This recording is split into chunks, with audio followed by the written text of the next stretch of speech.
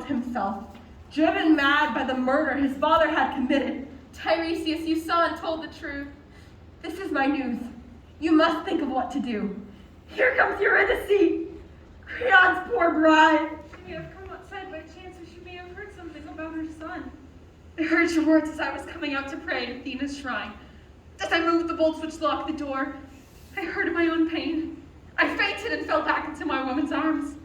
But, speak again. I have known grief before. Dear lady, I was there, and I will tell you everything that happened. I will not try to ease your pain by telling lies. This is the truth. I followed your husband to the edge of the plain. Nisus' corpse was lying still. It had been torn apart by wild dogs. Dear God, we prayed to Hecate and Hades to speed him on his way and turn their anger into mercy. We bathed the body in holy water, burned the flesh on fresh-cut branches. And we covered him in a mound of the earth, the land where he was birthed, and turned towards the chamber of rock where Antigone lay, the bride of death. From afar, one of us heard a voice grieving within that accursed place. He ran back to tell Creon. The king approached. All I could hear were deep groans. The words were unintelligible.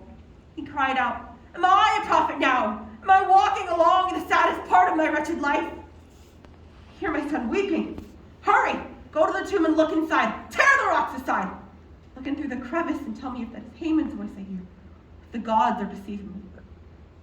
We did as we were told. The far corner of the tomb, we saw her. She was hanging by a rope made of her own linen veil. Haman had his arms around her. He mourned aloud the death of his bride, departure from this life, and cursed his father. When Creon saw him, he moaned, moved toward him, and called out, "What have you done? My son, speak to me. Your suffering is killing you. What is in your mind? Come out to me, I beg you, come to me." Haman looked at him, his eyes on fire, spat at his father's face and said not a word. Suddenly Haman drew his sword and lunged at his father. Creon leapt aside. In fury, Haman turned the sword upon himself, fell upon it hard. The blade entered his side, half its length pierced his flesh. Still conscious, he crawled towards the girl and gently put his arms around her. Blood spurted from his mouth onto her white cheek. Corpse lay upon corpse. This was their bridal bed. The hymns of their marriage are now sung in the halls of death.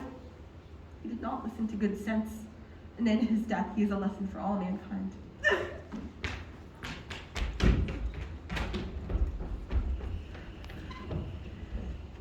The queen has left without a word. What do you mean?